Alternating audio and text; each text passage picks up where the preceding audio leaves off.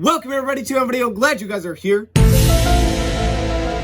What is up everybody? Welcome back to another video. In today's video, we are here to take a look at another Detroit Lions draft pick in the 2022 NFL Draft. And today, we are taking a look at a top 50 draft pick in this year's draft. In our last video, we took a look at safety Kerby Joseph out of Illinois as we continue to go through each of the Lions draft picks this year. Then we're going to hit the undrafted free agent signing. So if you definitely want to go check those videos out, go for it. Okay, we have every pick, Kerby Joseph, going back to the rest of the draft, and we're about done here. We're about into round one. However, today we're taking a look at a top 50 pick that definitely threw me off a little bit when we made this selection, specifically the name. I just wasn't expecting to hear this name. However, is he fun to watch? So let's get it started. The 46th pick in the 2022 NFL Draft.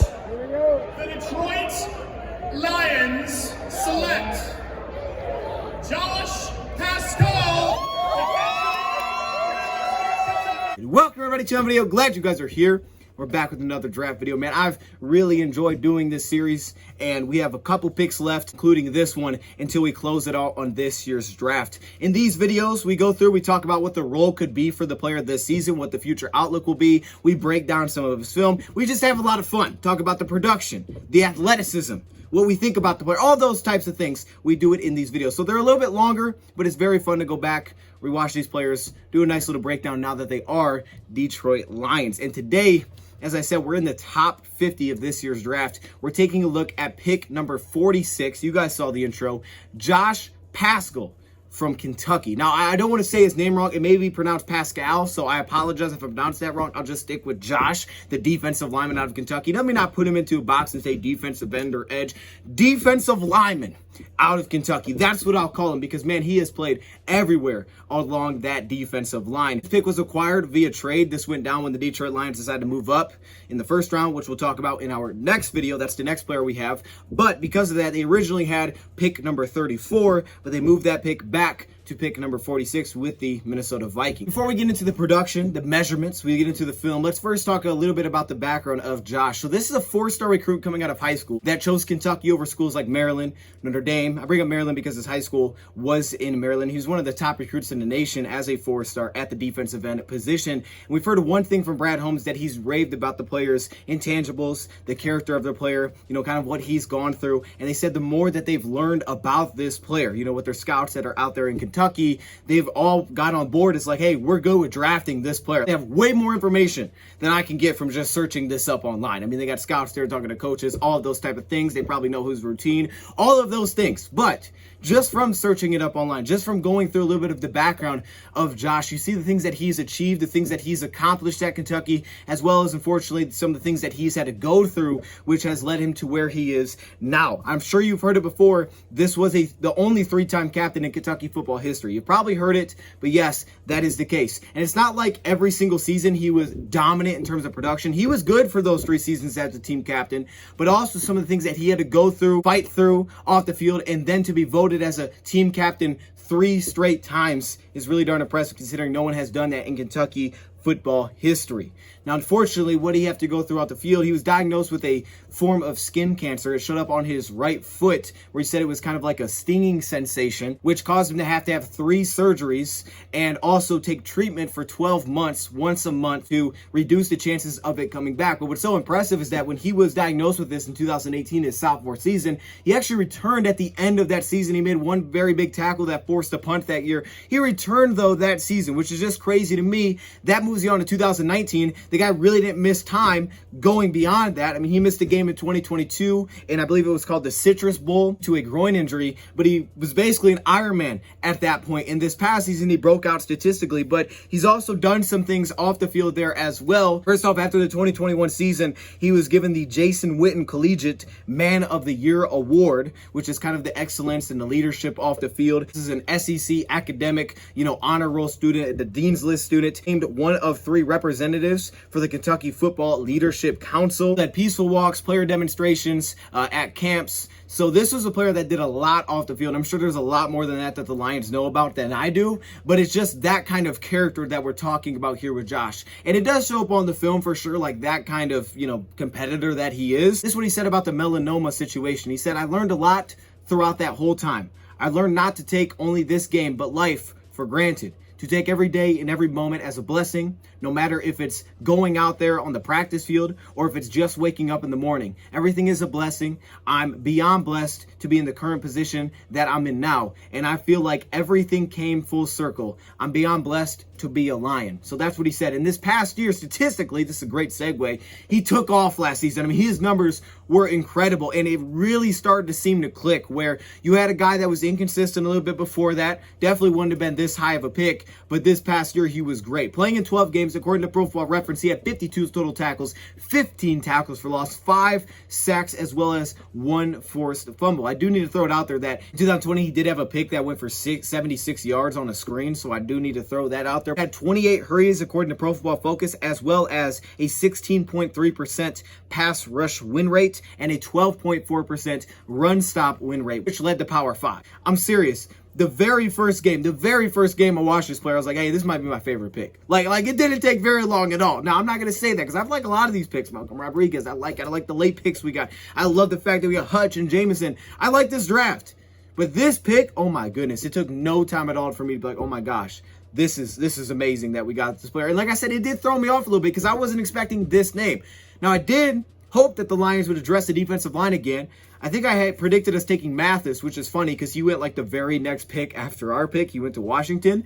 But I thought the Lions would address the D-line again kind of early. And they did. They just went with Paschal out of Kentucky. And I think the issue for me is I kind of overlooked it because, again, labels listed as an edge. Like, oh, we don't need another edge. I mean, if I have us take an edge top, we're not going to come back, grab another edge. That's my fault. Learn from it. I understand now you definitely should not do that. Should not put guys into a box like that.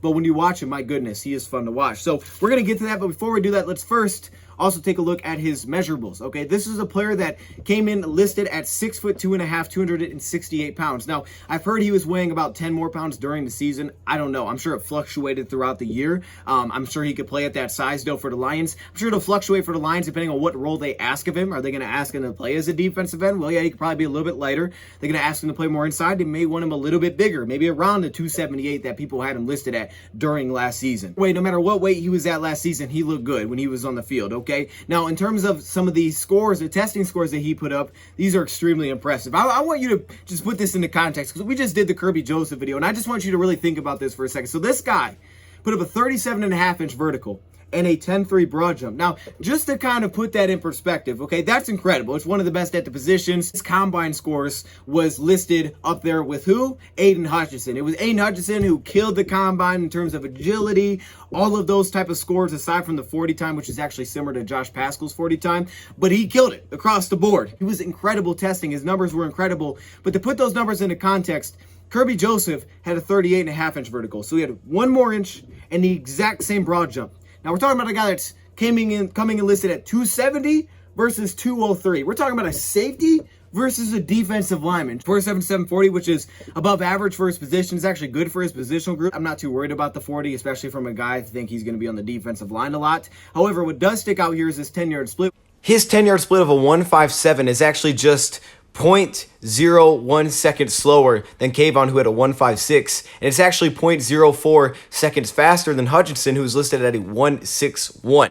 Extremely explosive. The 10-yard split says it. The vertical says it. The broad jump says it. He is incredibly explosive. All right, we know that's something that Brad Holmes likes. We saw when they drafted Aleem, when they drafted Levi. We've seen it up until this point, and that continues here with the draft pick of Josh. In terms of measurables, he had 32 3/4 inch arms, which is, it's not bad. I think it shows up a little bit. We have him on the edge. You know, it's not the longest. I mean, you'd probably prefer them to be a little bit longer, but it's okay. Let's start with the run defense here for Josh. Now, look, we all know we had to get better against the run this offseason. I mean, it was a must that the Detroit Lions improved their run defense after last year. There were some embarrassing games. You look at games against Seattle, and I know there was injuries, but even in the beginning of the season, we struggled against the run. We had to get much better here. And of course, scheme was kind of a part of that as we kind of fluctuated all year. Maybe didn't play to our players' strengths necessarily. Look at the Levi's, guys like that. They need to step up. But we dramatically needed to improve in this area. And you can make a case that the Lions, just with 2 of their top 3 draft picks alone,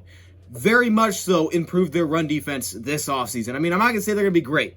I'm not, because we have to see it first. But These two players on paper with Aiden Hutchinson and coming back at pick number 46 and taking Josh Paschal out of Kentucky dramatically improved your ability to stop the run. I mean, that is the very first thing that sticks out here, which was necessary because it starts with that. When teams attack you on first and second down more than anybody else in the league running the football, you have to do something about that. You have to find a way to stop that.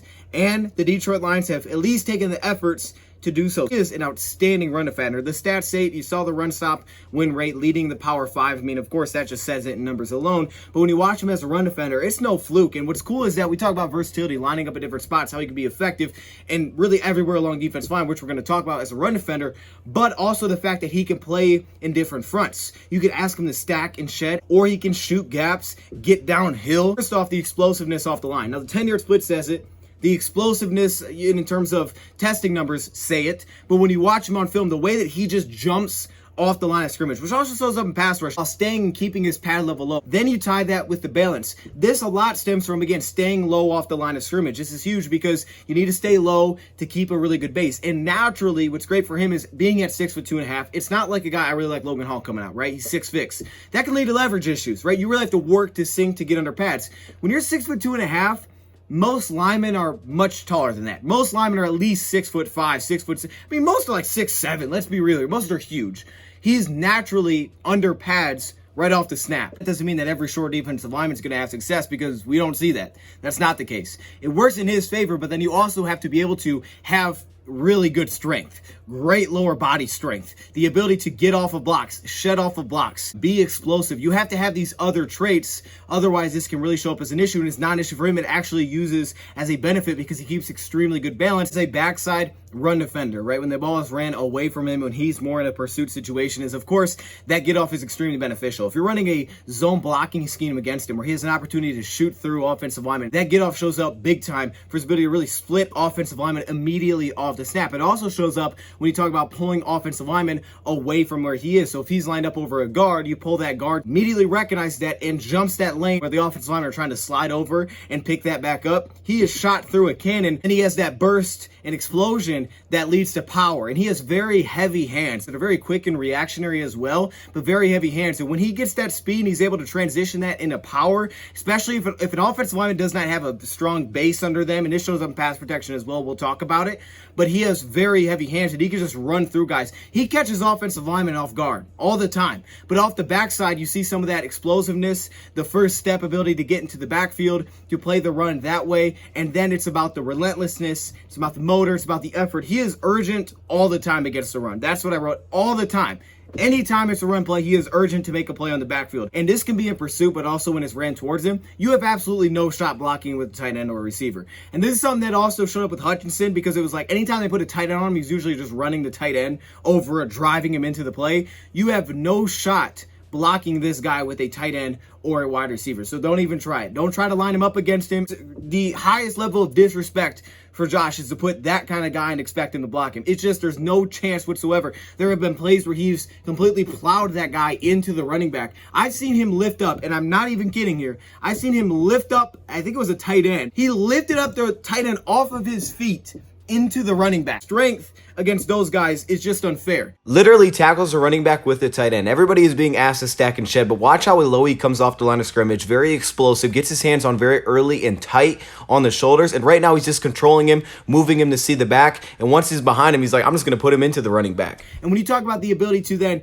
shed, get off of blocks, it stems from how quick he gets off the line, but what he does is he ties that with his hands. So he's getting off the line quick, he's almost taking guys by surprise, getting in their chest very early, and then because of that upper body strength, closing that distance and showing a push pull technique, you see the swim moves, he's completely in control, especially against tight ends receivers. Here again, he's on the backside of this run play, this read. He's in a base defensive end, kind of a 5-tech set.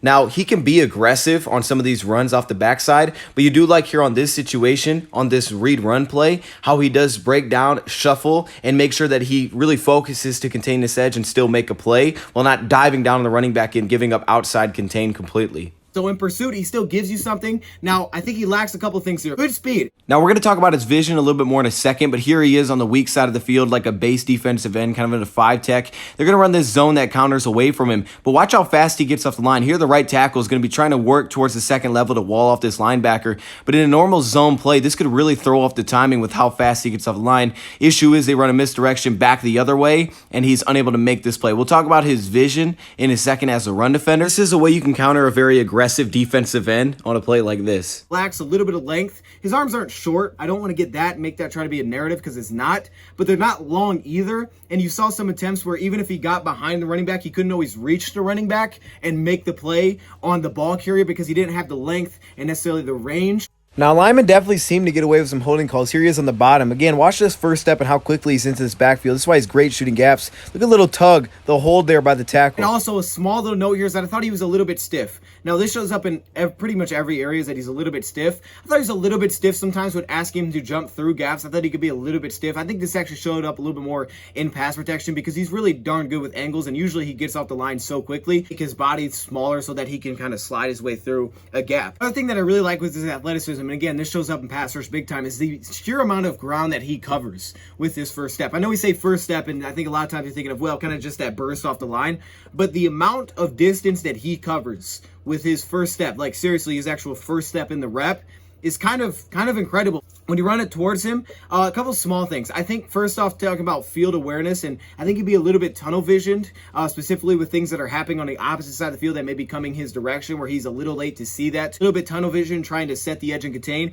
Not because he's not athletic enough. I don't expect this to be his role in the NFL, so I want to make that clear. But I think it could be a tad tunnel vision in terms of sometimes he can not always see the second act that's taking place, like the first thing that he sees, or if it comes into his field of vision, then he's very instinctual and he's making a play on the ball. A motion coming across the field, sometimes he doesn't always recognize that until the play's already going, and then it's like, oh snap, okay, I'm a little bit late to get out there. But if it does cross his field of vision, he picks up on it early, he's athletic enough to go down and make a play. Another slight issue, and again, this comes against, I think, working more from probably a 5-4 tech, maybe more of a 5 tech outside, working outside of an offensive tackle against a run when the run is ran towards him. I think his length shows up a little bit here. Now, I do want to make this clear, I don't think it's like a huge issue, but I think it's something that's worth pointing out. Is length can show up a little bit here in terms of the ability to wall off an offensive tackle. You're going to get like two different styles here back to back. This time against Missouri, going against the left tackle here. You're going to see he's going to try to kind of base down, get low, hunker down, and really set and hold this edge. You want to see him wall off with his inside arm. That way he can get off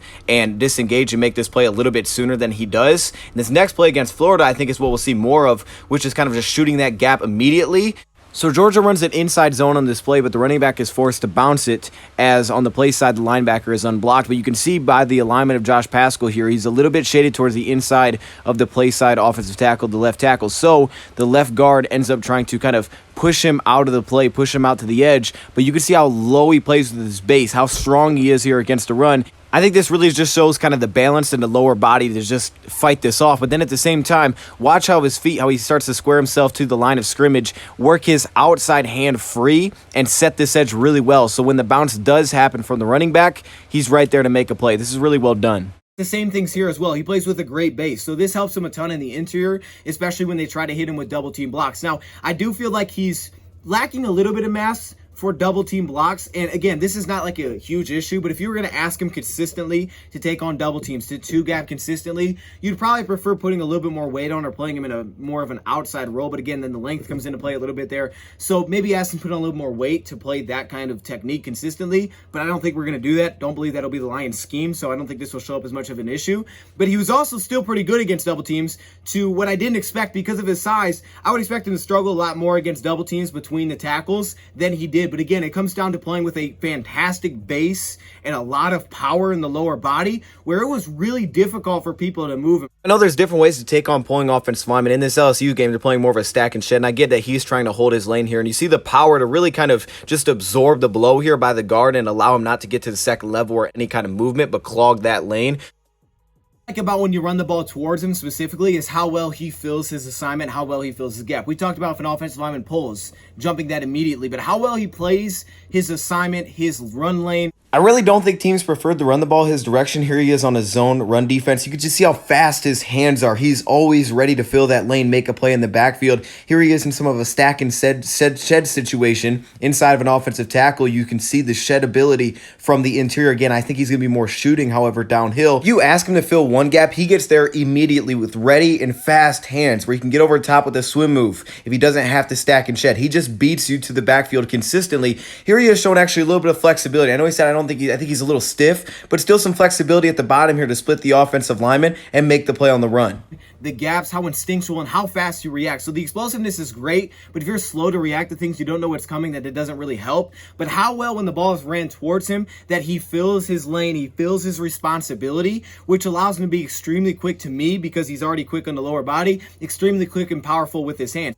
He went crazy against Florida, and this time they're going to pull the left guard. So the right tackle is already taking this step inside, and he's going to use that with the jab and then a quick overtop swim move to finish this play. It's unreal how fast that was. And this can trickle over to pass rush too, okay? You better have your hands up and ready when you face Josh Paschal because he's going to sidestep, get to the backfield just like that. So very quick with his hands, just avoid blockers all the time. Over the top swim moves, rip through. When you're talking about playing the edge, we have seen him, like I said, sometimes give up the edge because sometimes he doesn't really see the widest play, but that's not going to be his role. I don't think he's going to be a contained player in the NFL. But then you also see, as I said, some of that closing burst. The play that he made on LSU, they run a jet sweep. I mean, this is a receiver, right? That he's just diving into the backfield, making a 5-yard tackle for loss. However, I do think maybe a little more of an interior role against the run would be nice for him and allow him to be a little more effective and really just beat those interior offensive linemen. But either way, you can kind of put him everywhere, and teams did not seem to want to run the ball towards him. So strong side of the field, wherever you have him, teams are probably not going to run the ball his way. And I think immediately you're coming in with a lot of polish as a run defender. So it's like day one, put him in. Our run defense just got better no matter where he's at on the field. It's the pass rush side, and this is the area where Brad Holmes kept talking about it after the day 2 picks, and he kept saying, well, you know, the interior rush he brings us, the interior rush. This is, again, you talk about what's that element, right? We always talk about what's the element that he brings that we didn't have before. Is there an element that he brings that we didn't have before?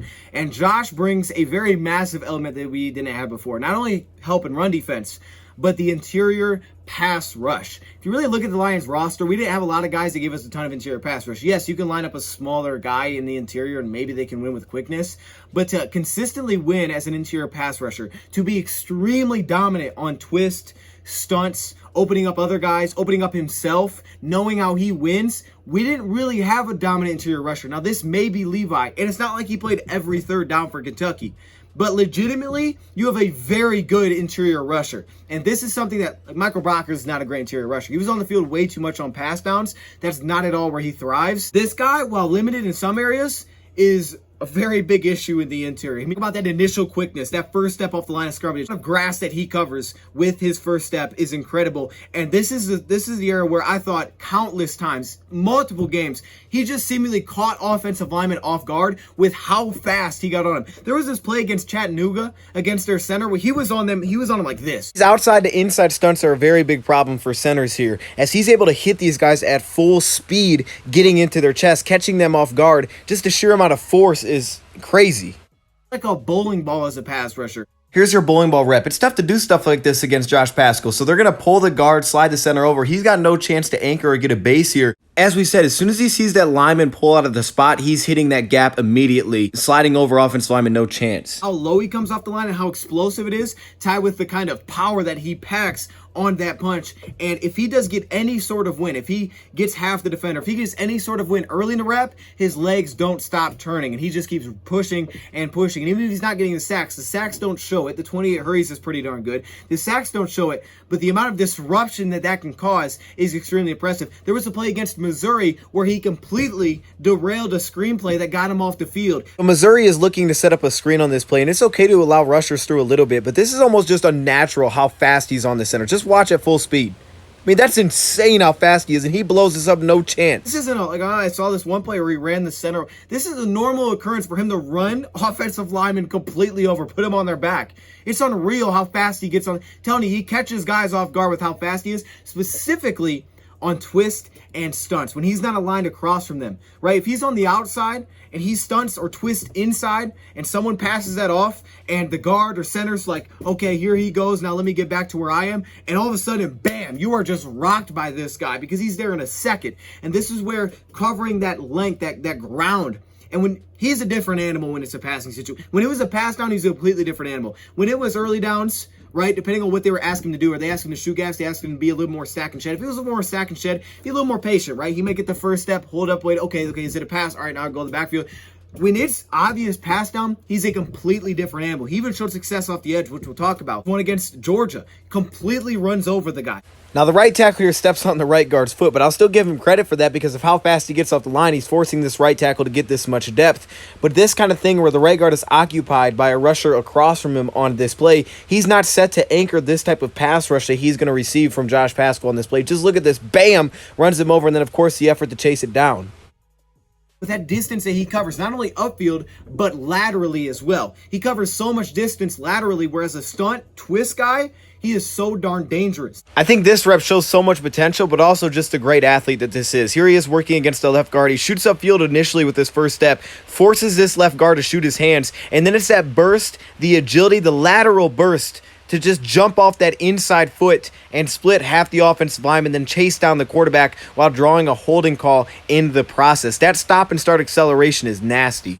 The stunts that they could run off of him, the kind of push that he can get, the fact that he can take on two guys, because he could split a guard into tackles so fast up the line that he would draw just enough of that tackle's attention inside, where here comes a cornerback blitz, here comes a defensive back, here comes a linebacker blitz, here comes a stun around, where if you got a speed rusher, if you have a Hutchinson, if you have a Charles, a Romeo, something that can really bend that edge, he's in the backfield. The amount of success Kentucky had on stunts is unreal, and I'm going to be saying a lot of the same things, but here he is on the inside working outside, and the edge rusher does it well too. He holds his tackle outside with the initial jab. He splits the offensive lineman so fast, but continues to create pressure. I like the way that he creates pass rush, though. It's not just about running fast straight. Watch how he sets this up, and again with the burst off his left foot. Right there, bam. You see how he holds that guard? Because he holds him outside initially and then burst inside, it leaves a small sliver for him to shoot between. Then by the time the guard is trying to overreact and help, and here comes the twisting linebacker, and he's got to get back to that, he's able to split through and make a play on the quarterback. So he opens up others just as much as he can really do some things for himself. This is cool. They basically slide the entire pass protection of LSU on this quick pass set here by how they pass rush and slant to the right, which is going to hold this right guard and keep his eyes away from helping his right tackle on this play. So because he gets up to speed so quickly against this right tackle and the linebacker comes around, the right tackle has to engage with that, but then he's not able to cleanly pass it off to his right guard because he's already sliding left to help in pass protection where everybody else is moving.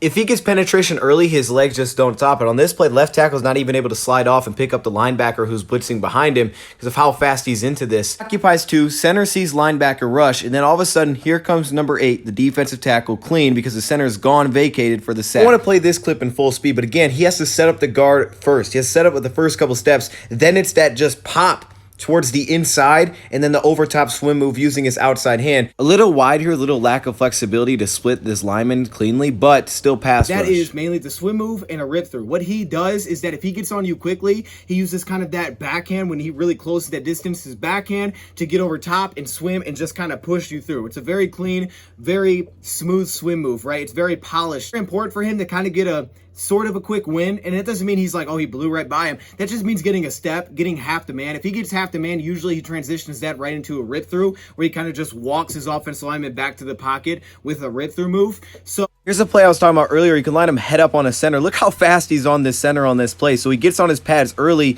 then he transitions that into a rip through and gets after it. It's important that he does that because if it doesn't, if he stalls immediately, a lot of times there's not much after that. That's probably an area we can continue to add to his game, add more pass rush upside there. But man, does he use his hands well, and you see it on the second effort on this play against the right guard. Watch his hand placement. Watch how he uses his right hand to basically go under the opponent's elbow at a break point to disengage. But I don't know how much is going to be there. What I like is that when it does stall, he doesn't end the play. There was a play against Florida. He made a great stop where he turns into a quarterback spy. See the awareness to get his hands up if pass goes over his head, try to knock it down. But he turns into a spy, right? He'll sit, kind of wait, see if the quarterback takes off. But it draws a lot of attention. I mean, there was one play where both defensive ends were one-on-one. He drew the attention of both guards and the center. He's like getting pinballed between these three guys. He's not getting any pass rush. But you have both defensive ends one-on-one. The pass downs have Aiden Hutchinson and Romeo Cora getting one-on-one, and this guy's picking up the 3 interior offensive linemen because they're all worried about the push that he's getting, and he's just rocking your center over and over.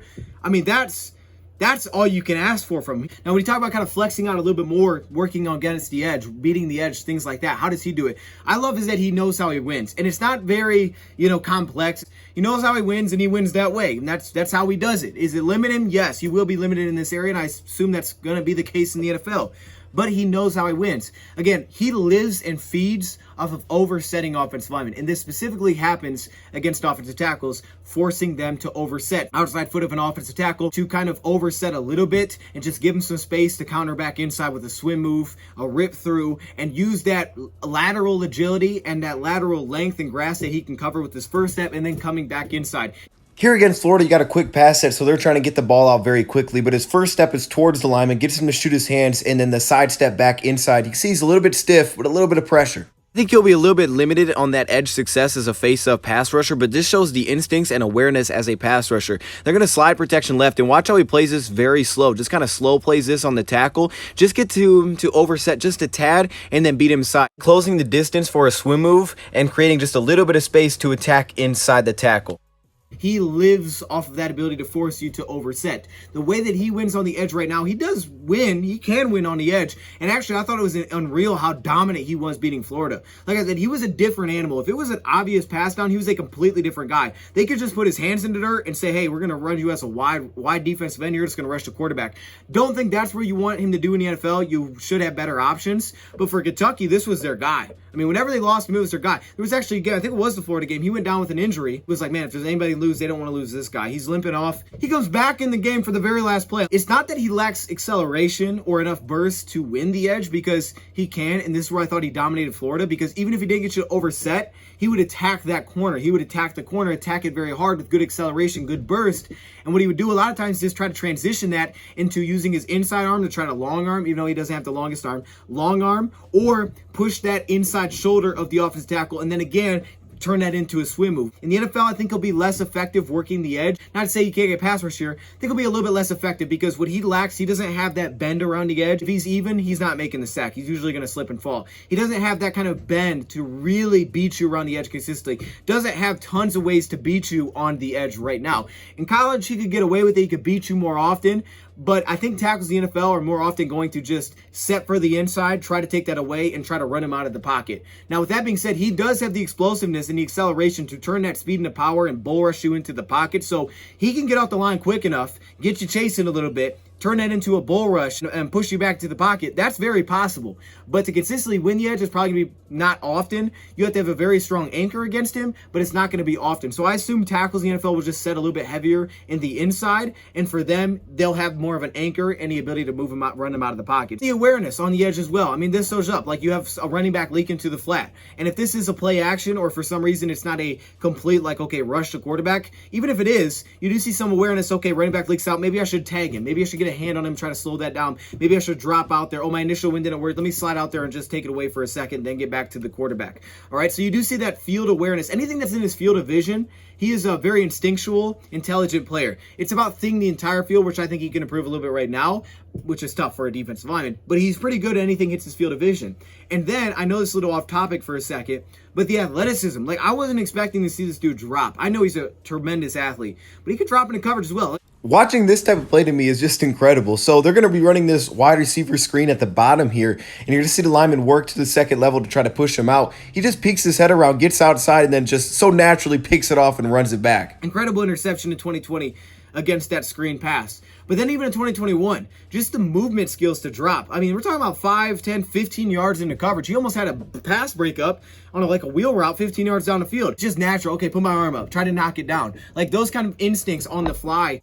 Josh kind of just takes away this crossing route over the middle of the tight end here. Initially, he's going to take away the flat, which the quarterback looks off the snap in the motion. Then he drops, see the change of direction, basically take the tight end away and force the ball elsewhere. Your pass rusher, I think he's going to be his best. It's by getting you to overset, but with his hands, it's like 3 ways, okay? It's either a bull rush, like a long arm, or it's with a swim move or a rip through if I get half the man early in the rep. That's how I win as a pass rusher. So it's not extremely complex, but it's efficient. The little thing here is I think you do occasionally see him kind of get latched on, and I think what you would like to see is more counters off of this. Like I said, his rush can kind of stall a little bit, but specifically working tackles, guys are going to be longer than him. So if he's asked to do this, he can stall out, and what I would like to see is more ways for him to try to disengage. When guys do get in his chest, they latch onto him, and they're kind of just locking him out. More ways to disengage, more ways to utilize his hands, punching it, however that is, to disengage, get off of that, a spin counter, whatever it is, to counter off and then get back into the pass rushing game, because it can kind of stall out if he can get latched on, and that specifically happens against tackles. I don't expect that to be his role ton in the NFL for the Lions. We need guys that can get pass rush in the interior. We got Hutch, we got Charles, we got Romeo, we got Julian. I mean, all these guys can win on the outside, but which guy can win in the interior and really put pressure that way? Also on play action, things like that, where there's some sort of upside as an interior pass rushing presence. We didn't see it last year. Levi will become that, I think, in a way, especially on early downs. He needs to be better against the run so he can be out there more often. We can get them into play action sets, things like that. We got to stop the run better to do that. With that being said, on obvious pass downs, you could push him in there, allow him to line up. He did this. He played stand-up rolls over a center. He played over your guard. He played a 3-tech. He'd bump outside. What's his role with the Lions? The Lions said they have a plan for him for sure. And I think this season, he may not come in as your technical starter. I mean, we'll have to see how that plays out. It's really just about the snaps. I don't care who plays the first snap. It's who plays, the snaps during the season, who's playing the bulk of the snaps. And last year, the Lions were very rotational. I mean, Nick Williams played 50% of snaps. He's not here. Levi has to step up. He has to be better. He's now going to be healthy going into year 2. The scheme's going to fit more because the Lions are going to be more of a one-gapping, downhill stylistic approach, which I do believe fits Josh Paschal the best. Even though he can do both, which is nice for different situations, I think it fits him the best, as well as it fits Levi and Aleem McNeil. Aleem was good last season, but Aleem, I think, is best suited again for getting downhill. Michael Brockers, I think, is best suited for that. So I think that's going to suit Josh extremely well, but also the flexibility there. I don't want to pigeonhole Josh and just say, well, he's just this technique on our defense, because I think that'd be doing a disservice to what he can do, because he can really line up everywhere. However, I do think a little bit more from an inside tackle perspective along the defensive line is a spot where the Lions may look to use him to kind of allow guys like the Aiden Hutchinsons, the Romeo Okwara's, the Charles Harris, the Julian Okwara's to play more outside of an offensive tackle, maybe more wider roles along the defensive line. Now, that's not to say he can't do that, right? We saw that he could do that. Here you have an over front where in college we saw him line up as a base defensive end. I think 3 would probably be held by Levi, 1 probably Lee McNeil, and then the 5 or 9, which maybe the 9's more of an Aiden Hutchinson. You could possibly put him at the 5 here in this situation. He's done this in college. We saw how dominant this player is against tight ends as well. So if you want or if you need him to do those type of things, you can absolutely do that. But I think especially from a downhill scheme defensively, anything from a 4-eye inside, I think he can be moved around all across the defensive line. But again, I still don't want to say he can't be pushed outside. I think that'll probably just be reserved for the Hutchinsons, the Romeos, things like that, which actually should be pretty darn beneficial, because if that is the case and they try to line up a Hutch or Romeo outside of wherever he is along the defensive line, it should help open up those players to allow to play much wider, because you don't want to push Romeo inside. Hutchinson probably could push inside. I mean, let's just be honest, you probably could do it, but we'll have to see what the Lions feel like is his best fit, and we'll get into that video soon, so I'll have to try to determine whatever I think that is with him, what is his best fit along the defensive line, because we know in the past he's played like a 3-4 defensive end, so maybe they use him a little bit like that on early downs, and then it gives more of an opportunity for Josh to push out a little bit wider. However, Josh seemed to do a lot of his work with his hand in the dirt. He can play in some stand-up roles, but I think for the majority of the time, you'd like to have his hands in the dirt. So I would say I'd probably see him more often than not inside of an offensive tackle alignment. And when it comes to pass downs, pass situations, yes, he is an interior pass rusher, and that will get after the quarterback on early downs as well. But on obvious pass downs, I mean, just think about the packages. I mean, I know we do this, and this is, super fun on paper, but literally the packages that you could bring out, where if you want to have 5 guys standing up, who's coming, who's not, who's dropping, are we doing stunts, twist, you could stand up. Just think about this for a second. Romeo Okwara, Aiden Hutchinson, which, by the way, Aiden Hutchinson is going to be very dominant here, just like he was in Michigan, because you can put him everywhere. Aiden Hutchinson on pass downs went everywhere. Played stand-up, roll, hand in the dirt, however you want to utilize him. So Aiden Hutchinson, Romeo Okwara, Josh Paschal, which is probably going to be more on the interior, can stunt from the outside inside. Like Charles Harris, who we saw last season, of course, can get after the quarterback. He can drop into coverage if you need him to, so you could show it and then have him drop. Julian Okwara could be also in this. Obviously, you could show some linebackers, like the guy we just got this year, James Houston, who is a really good pass rusher. You could show him in packages like this. You could show your off-ball linebackers showing blitz, whether that's a Malcolm Rodriguez, who had like 26 pressures this past season, and he can drop or rush the quarterback. quarterback. Yeah, there's not going to be a lot of pass rush moves there, but he can also line up to do that. Derek Barnes, I mean, I think the possibilities, though, in terms of pass rushers and obvious passing downs is super exciting. But again, the challenge is getting to that. That was the challenge last season. And the great thing is that this draft pick just helped you immensely at getting into those situations by stopping the run first. So I expect to see him rotating with a guy like Michael Brockers. He may put on a little bit more weight. But look at Michael Brockers' contract. This could be Michael Brockers' last year here. I know he has 2 years left. It could be his last year here. He's getting older. We'll have to see, even though I think this scheme will fit him better. It's nice to have that vet presence. This also pushes Levi. The Lions just needed to get better here. Brad Holmes is doing what he believes in and what he knows, which is build up the trenches, especially against the run. Could add a little bit more as a pass rusher, maybe more ways to win on the edge as well. But the interior presence he's going to give us as pass rusher gives us a different thing that we don't really have on our roster. We don't really have that guy, but now you kind of do. So I think he'll be rotational, like everybody, I guess you could argue, on the defensive line. I mean, Aleem's out there a lot, but even he was rotational. There were certain games where he barely even played. I think it was Pittsburgh he barely even played. So he was even rotational. Levi and Aleem, I think, will play more this year. We invested a lot in them last season, but Josh, the same way, he'll rotate in and out in that defensive line, bring that kind of mentality that the Lions want, that personality, that off the field, the traits kind of thing immediately to this Lions locker room. He's my favorite player that I've watched so far. Loved everybody else we've watched so far. He is my favorite player that I've watched so far. I love it. Let me know your thoughts in the comments below on Josh. What grade do you give this draft pick? I give this dang A+. I ain't playing around with this one. This is a great draft pick by the Lions. Let me know your thoughts in the comments below. Thank you for watching, and I'm out.